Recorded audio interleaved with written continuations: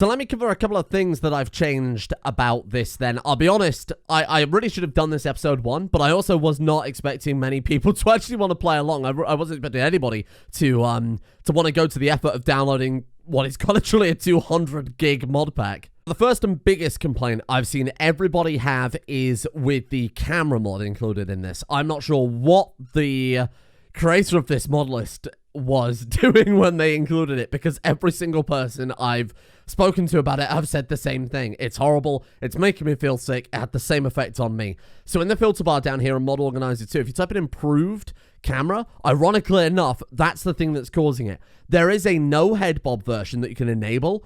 I personally hated it both ways. The improved camera lets you see your feet, right? And it's very, very good for the kind of dodge roll aspect, I suppose. If you want that immersion, playing in VR, I suppose that could be quite good. Although I'm pretty sure you would play Skyrim VR at that point.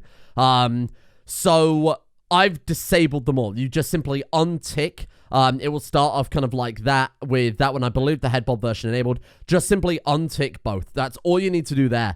The other thing was the only other thing I've already tweaked outside of the mod menu in Skyrim is the save system.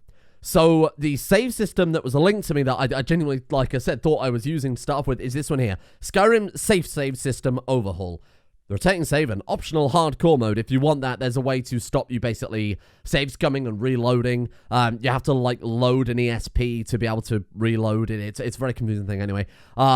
This is what I'm personally using. You do have to, as this screenshot shows, you do have to rebind the hotkey. So the manual save key there in it is numberpad plus.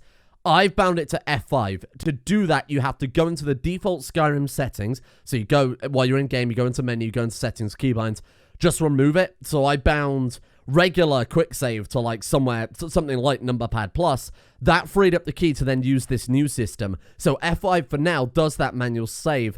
The minimum interval, I've changed that to genuinely like 3 minutes, which is why during episodes it pops up so much. I might make that a bit longer, but it's quite annoying when we lose like an entire 5 minutes because of, you know, something kicking in there.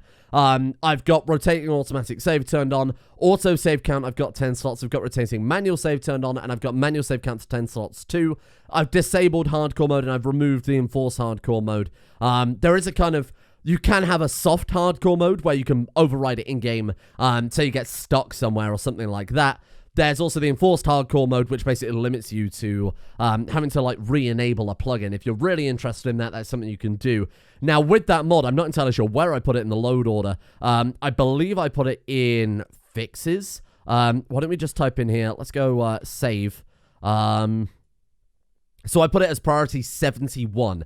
So when you download it, you obviously just double click here. That will install it.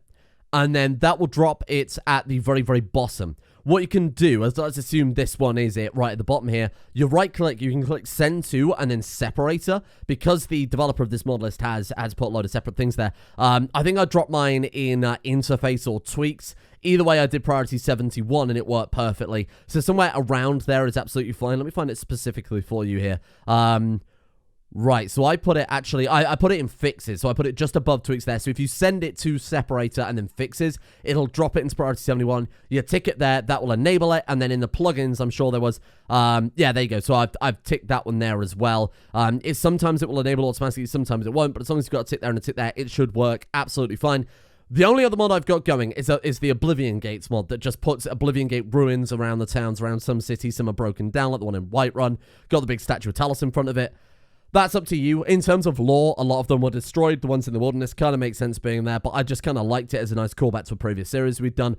The name of the mod is quite literally Oblivion Gates remade and Oblivion Gates in cities. Just download it, install it, and then honestly, it won't matter where you put that one because it's just a random thing. If you are curious about where I put mine, that's priority 477 and 478. So I assume that will be around just kind of like graphics or something like that.